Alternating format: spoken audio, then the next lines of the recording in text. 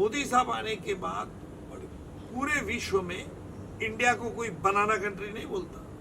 India ने एक अलग रुतबा जमा दिया है और वो मोदी जी के कारण है। लेकिन हम तो बड़े भाग्यशाली, मैंने पहले भी कहा था, उज्जवल निकम साहब खुद ही, जिनका नाम ही उज्जवल है, और वो कानून जगत की सेवा करते करते अब देश सेवा करने आए। हम सबकी फर्ज है, हम सब भारी से भारी मतों से उज्जवल निकम साहब को जिताएं। अभी मोदी जी ने जो 75 कार्यों किए, हम लोग व्यंग चित्र के रूप में बुक लेके आए 75 कार्यों की, आज आपको समझ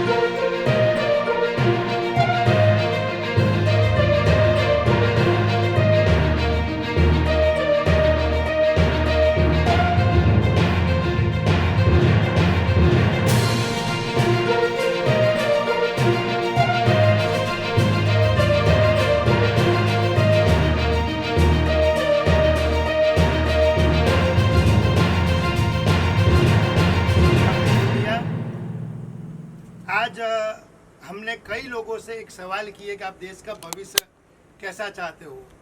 सबसे मुंह से एक ही आवाज आई, उज्जवल उज्जवल उज्जवल। तो हम तो बड़े भाग्यशाली है कि दीप पार्ला, अंधेरी, सांता क्रूज एरिया के अंदर कुर्ला तक सबसे बड़ी शायद कॉन्स्टिट्यूंसी के अंदर श्री उज्जवल निकम साहब जो आज लोकसभा का चुनाव लड़ रहे, वो लोग उज्जवल निकम साहब आज हमारे साथ में। उज्जवल निकम साहब, आपको स्टार रिपोर्ट की ओर से आपका हार्दिक स्वागत है। बहुत बहुत धन्यवाद। देश के यशस्वी प्रधानमंत्री श्री नरेंद्र भाई मोदी के ऊपर हम सबकी नजर है, क्योंकि 500 साल के इतिहास के अंदर ऐसा वीर पुरुष पहली बार एक जन्म लिया है और जिन्होंने एक नई क्रांति राजकीय जगत में लाई है। हमारी नजर मोदी जी के ऊपर, लेकिन मोदी जी की नजर हमारे यशस्वी ऐसे एडवोकेट भाई श्री उज्जवल निकम जी, जिनको करीबन मैं 8 साल से जानता हूं, लेकिन उन्होंने जिस तरह की लड़ाई देश के लिए लड़ी है, और आज उनको भी जो सिक्योरिटी नरेंद्र भाई मोदी को वो सेम सिक्योरिटी इनको, तो हम सब समझ सकते हैं कि उज्जवल निकम साहब ने कैसी लड़ाई लड़ी होगी। उज्जवल निकम साहब, आपने जो देश के लिए काम किया है, आज पहली बार ऐसा हुआ है कि हम लोगों को एक मौका मिला है कि हम आपको वोट देके इतना उज्जवल भविष्य के साथ जीता है कि शायद मोदी जी कह रहे हैं 400 सीट पर, हम कह रहे 400 नहीं 401 सीट पर, और 401वीं सीट आपकी होनी चाहिए और सबसे अधिक वोटों से आप जीते। यही हमारी शुभकामनाओं के साथ आज हम आपसे मुलाकात कर रहे हैं। निकम साहब, आज तो एक वकील हो, तो आपको पॉलिटिक्स के अंदर आप कैसा लग रहा है? देखो, पॉलिटिक्स में मेरा वैसा जन्म तो 15 दिन पहले हुआ, लेकिन हनुमान जयंती का मेरा वैसा जन्म है और मैंने सोचा भी नहीं था कि राजनीति में आना है। लेकिन अब राजनीति में ऐसी कुछ चीज हुई जिसके कारण मैं ये राजनीति में आ गया। 15-20 दिन का ही वक्त था, लेकिन आपका जो सवाल है कि राजनीति में आने के कारण आपको कैसे लगता है, अभी सच कहूं या झूठ कहूं? नहीं सच, आप झूठ कह ही नहीं सकते हो। सच तो ये है कि पहले दिन तो मुझे जब अनाउंस ना हो गया दिल्ली से, तब मुझे लोग मिले, बहुत प्यार जताया, और दूसरे दिन विपक्ष ने एक झूठा हल्ला कर दिया कि आप देशद्रोही है उज्जवल निकम, करकरे 26/11 में जिन्होंने शहादत दी उसके बारे में कई आड़े टेढ़े सवाल पूछने लगे। मैं थोड़ा सा नर्वस हो गया। उस दिन तो रात को मैंने खाना भी नहीं खाया। मैंने सोचा ये क्या, इतना संगीन आरोप जो 40-25 साल तक पूरे महाराष्ट्र में हर कोई मुलजिम के खिलाफ मैं लड़ता था, और इस प्रकार आरोप सुनते ही थोड़ा सा दुख हुआ। लेकिन मुझे मेरी मिसेस, लड़का, लड़की, बहू, इन्होंने समझाया कि ऐसी बातें होंगी। मोदी साहब के भी खिलाफ करते थे, मोदी साहब डरे नहीं, क्योंकि वो जो आत्मविश्वास से काम करते हैं। अगर आपने कुछ गंदा किया नहीं, बुरा किया नहीं, गलत नहीं किया, तो आपको डरने की बात जरूरत नहीं। दूसरे दिन ही फिर मेरा कॉन्फिडेंस रिगेन हो गया और मैंने जोरदार बैटिंग शुरू कर दी। परिणाम ये हुआ कि कांग्रेस पार्टी ने कह दिया कि जो हमारा विपक्ष के नेता ने, महाराष्ट्र विपक्ष नेता ने कहा है, वो उसका पर्सनल ओपिनियन है, ये उन्होंने पल्ला झाड़ लिया। लेकिन मैं आपके माध्यम से कांग्रेस पार्टी को एक सवाल करना चाहता हूं। सवाल ये है, जब दुनिया आपकी आलोचना करने लगी, तब आपने ये बताया कि हमारा ये ओपिनियन है। क्यों भाई? आपके आदमी ने, आपके विपक्ष नेता ने, जिन हमारे पुलिसकर्मी ने शहादत दी, 166 लोगों की जान चली गई, उसके बारे में तुम्हारा एक नेता इंसल्ट करता है, तौहीन करता है, आपने देश की क्षमा मांगी? क्यों नहीं क्षमा मांगी? सवाल तो यह है कि 26/11 के हमले में अजमल कसाब ने खुद इकबाली बयान दिया, चश्मदीद गवाह ने बताया कैसा हादसा हुआ, पाकिस्तान ने कभी नकारा नहीं। लेकिन तुम्हारा नेता अगर कहता है इस तरह से झूठे गोबल्स प्रोपेगेंडा, तो कांग्रेस की जिम्मेदारी थी कि देश की क्षमा मांगे, उन जिन लोगों ने शहादत दी उनकी क्षमा मांगे, नहीं मांगे। यानी आपने जो कहा है, हमारा कुछ कहना नहीं, उसका इंडिविजुअल मत है। ये फिर आप तो क्रोकोडाइल टीयर्स है, मगरमच्छ के आंसू थे आपके। तो मैं बहुत इसकी निंदा करता हूँ, नाराजगी करता हूँ। सब देखो, जहाँ राम होंगे वह रावण भी पैदा तो होगा, और जब तक आप राम की भूमिका निभाओगे तो आपको ये रावण, ऐसे कितने भी रावण आ जाए, लेकिन आपके सामने कोई विजय नहीं हो सका, ये 100% मैं कहता हूँ। और मेरी भी कांग्रेस से एक सवाल है। हमें हार्दिक भाई जैसे, अभी देखो 12 बजने लगे, मेरा इंटरव्यू कितने बजे चला? रात को 12 बजे। वो 9, 8:30, 9 बजे से मेरा इंतजार कर रहे हैं। हार्दिक भाई, आप जैसे प्यार करते हैं ना, इससे हमारा हौसला बुलंद होता है। साहब हम तो, आप डायमंड में रखते ही रुचि, आप डायमंड जैसे हमको शाइनिंग करते हो, इसलिए तुम आगे चलते हैं। साहब हम बड़े भाग्यशाली है कि आप रात को 12 बजे भी हमको मिले। हम तो साहब 12 बजे नहीं, पूरी रात आपके लिए खड़ा रहने के लिए तैयार है, इसमें कोई बड़ी बात नहीं है। लेकिन मैं देश की जनता से कहना चाहता हूँ कि जिस तरह उज्जवल निकम साहब ने हम सबके लिए जो कोशिश की, देश के लिए जो लड़ाई लड़ी, आज उनको Z+ सिक्योरिटी देनी पड़ी, झेड़े। आज सोचो, इन्होंने न अपना परिवार देखा, न अपना लोगों से सिर्फ देखा तो देश के प्रति प्यार देखा, और देश किस तरह से खुशी से जिंदगी जिए। और हम सब आज जो जिंदगी खुशी से जी रहे, एक दूसरे से मिल रहे। आज रात को 12 बजे भी हम उज्जवल निकम के साहब के साथ बैठे, हम बाहर से जब घूमते हुए आते, कोई तकलीफ हमको नहीं हुई। तो ये सब जो आभारी है उज्जवल निकम साहब, आप जैसे महानुभावों के कारण आभारी है। और मैं चाहता हूँ, मैं तो सभी पक्षों से विनती करता हूँ कि जिस तरह सूरत के अंदर कोई विपक्ष नहीं रहा, तो हमारे पास तो एक ऐसा अनमोल मौका है कि उज्जवल निकम साहब को सामने सब लोग इस्तीफा दे और उनको बिनहरीफ विजयी बनावे, यही मेरी दुआ है। और मतलब आप सबसे हार्दिक विनती है। और निकम साहब मिले, यही हमारे लिए बहुत बड़ी बात है। और आज रात को 12 क्या, मैं बोला साहब आप रात को पूरी रात बोलो, बैठे रहो, हम बैठे रहेंगे आपके लिए। कोई सवाल? आशुतोष, मैं आशुतोष गुप्ता, डेली न्यूज़पेपर जागरण जंक्शन गया, स्टार रिपोर्ट में एक सर गया, देखते हैं। थोड़ा लाउड। एक सवाल थोड़ा मेरे मन में आपसे पूछना था कि जैसे कि पॉलिटिक्स में रहते हुए या वकालत करते हुए ऐसे आपको कुछ लगा हो कि हम ये नहीं कर पा रहे हैं, जो कि राजनीति में आके चाह रहे हैं कि हम ये कर सकते हैं, तो कोई एक ऐसा मुद्दा कि जो कि वकालत में रहते हुए नहीं कर पाए लेकिन राजनीति में आके करना चाहते हैं? देखिए, आपने सही सवाल किया। राजनीति में मैं क्यों आया, ये एक अहम सवाल है। लेकिन जैसे मैं आज तक, मेरा इतिहास ये रहा कि मैं हमेशा मुलजिमों के खिलाफ जंग करता था। लेकिन जहां तक एक बात मैंने देखी कि आम आदमी को, पैसा को, बैंक्स को चुना लगा के कई ऐसे व्हाइट कॉलर क्रिमिनल हमारे देश से बाहर चले गए, उस देशों में रहने लगे। उन देशों से हमारा एक्सट्रेडिशन ट्रीटी है, फिर भी हम जल्द से जल्द उनको वापस ले आ सकते हैं? नहीं। आज एक्सट्रेडिशन प्रोसेस जो है वो बहुत टाइम कंज्यूमिंग हो गई, एक्सपेंसिव हो गई।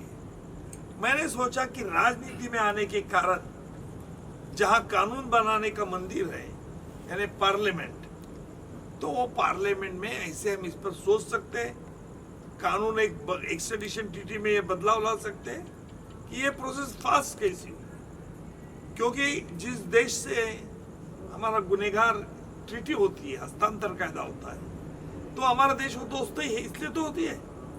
फिर भी इतना वक्त क्यों लगता है? ये एक मेरे दिल में एक मकसद था। सर, कानून जगत में आपकी बुलंद आवाज हमेशा हम देखते हैं, और अब राजनीति के अंदर, दिल्ली के अंदर मुंबई की आवाज आप पहुंचाने के लिए इसके अंदर आप रण मैदान में आ गए हैं। तो सर, आप आगे आपका इसके अंदर क्या है उद्देश्य, कि किस तरह से आप मुंबई की आवाज, जनता की आवाज आप पहुंचाएं? रश्मि जी, ये आपने जो कहा कि मुंबई एक बड़ा शहर दिखता है, लोगों को मुंबई एक अमीरी देखी है लोग। मुंबई में एक बॉलीवुड एक सेक्शन है, इंडस्ट्रीज है, एयरपोर्ट है, लेकिन वहाँ गरीबी भी बहुत है। आज जिसमें कॉन्स्टिट्यूंसी में घुमा, इतनी गरीबी की दुख पीड़ित हो जाता है। अभी एयरपोर्ट के नजदीक कितने हटमेंट एरिया है, वो बेचारे कैसे रहते हैं? क्या उनके लिए कोई नया नहीं बना सकते? तो अलग अलग योजनाएं मेरे दिमाग में है। अभी आप मुझे पार्लियामेंट में भेजिए पहले, फिर देखते हैं अपन क्या करते हैं। आप कोहिनूर ऑफ इंडिया हो और अभी आप राजरत्न बन के जा रहे हैं, ऐसी हमारी शुभेच्छा है। उज्जवल जी, मेरा नाम धर्मेश जवेरी है, मैं आप ही की कॉन्स्टिट्यूशंसी हूँ।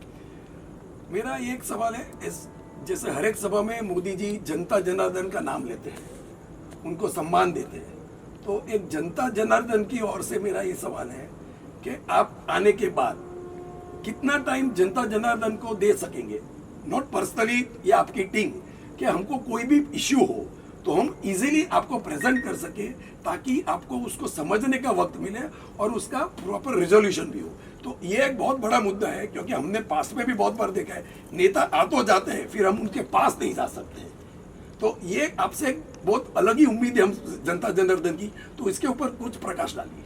नहीं, देखिए, आमतौर पर ये लोग की कंप्लेंट रहती ही है कि नेता के पास पहुंच नहीं सकते हैं, लेकिन आजकल मोबाइल है, जरूरी नहीं कि पर्सनली जाना चाहिए, पर एक बार जरूरी है कि आपके प्रॉब्लम जो नेता जिस प्रकार की है, समझो विधायक हो तो स्टेट का काम है विधायक का, लेकिन सांसद हो तो सांसद के रिलेटेड इश्यूज होंगे। अगर आप बोलेंगे कि हमारा गली का रास्ता नहीं है सांसद को, ये अगर बोलेंगे कि ये कर दो, इलेक्ट लाइट नहीं है, तो शायद सांसद के लिए नहीं काम। लेकिन अगर आपको सच बता दिया, अरे ये क्या सांसद का काम है, आपको बुरा लगता है।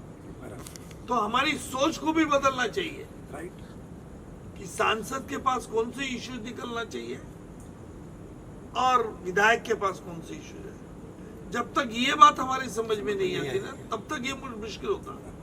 लेकिन आपका जो दूसरा सवाल है कि आप अप्रोचेबल होगे क्या नहीं, एक्सेसिबल होगे क्या नहीं, ये अभी मैं कुछ भी कहूंगा तो आप बोलेंगे ये तो चुनावी भाषण है। नहीं, लेकिन हमको विश्वास है, इसलिए सवाल किया है। आप ऐसा, आपके दोस्त, हमारे दोस्त है हार्दिक उंडिया से पूछ लीजिए, ऐसा होता नहीं है कभी कि मैं फोन किसी का उठाता नहीं।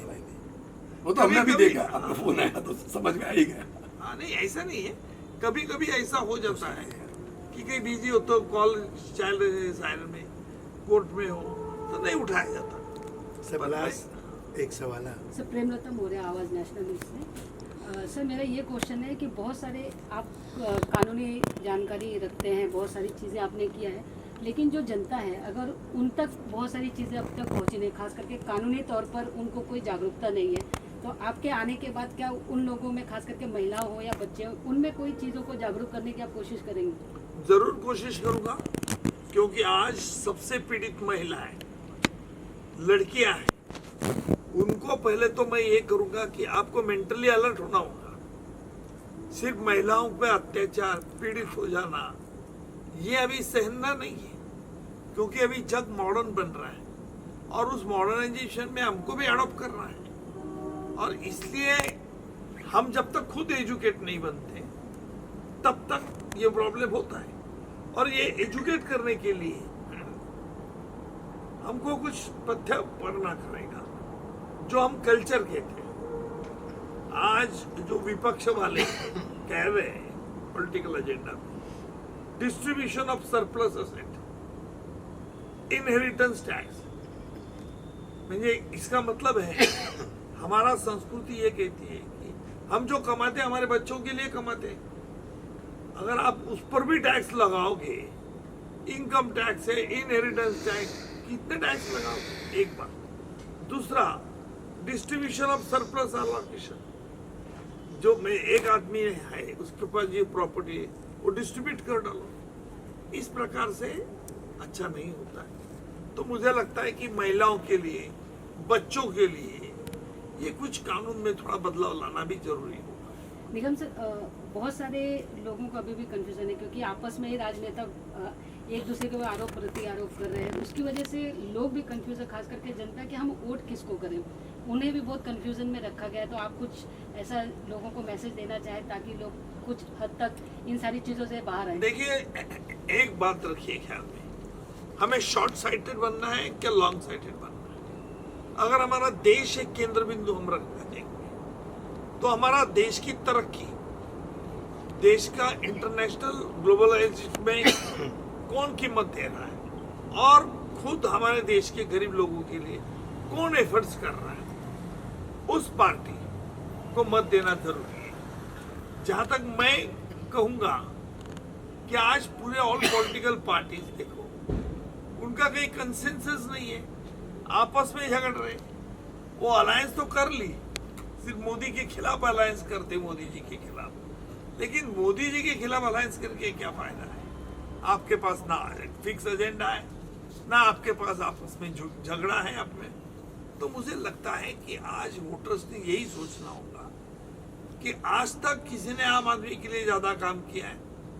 दूसरी बात, हमारा देश की सुरक्षितता, मोदी साहब आने के बाद पूरे विश्व में इंडिया को कोई बनाना कंट्री नहीं बोलता। इंडिया ने एक अलग रुतबा जमा दिया है और वो मोदी जी के कारण है। तो मुझे लगता है ये वोटर्स ने ख्याल में रखना चाहिए, अपने गुड कॉन्शियस को पूछना चाहिए कि मैं किससे वोट करूं। बहुत बहुत धन्यवाद निकम साहब। देश का भविष्य उज्जवल होने के लिए हम लोग सब बहुत ट्राई करते हैं, लेकिन हम तो बड़े भाग्यशाली, मैंने पहले भी कहा था, उज्जवल निकम साहब खुद ही, जिनका नाम ही उज्जवल है, और वो कानून जगत की सेवा करते करते अब देश सेवा करने आए। हम सबकी फर्ज है, हम सब भारी से भारी मतों से उज्जवल निकम साहब को जिताएं। उज्जवल निकम साहब आगे बढ़ो, हम आपके साथ। बहुत बहुत धन्यवाद हार्दिक जी और आपके सब सहकार की। बड़े तीखे सवाल आपने हमें किए। मुझे लगता है मैं आपके क्रॉस एग्जामिनेशन में पास हो गए। हार्दिक सर, यहाँ देखिए। जय श्री राम। जय श्री राम। सर, यहाँ देखना है।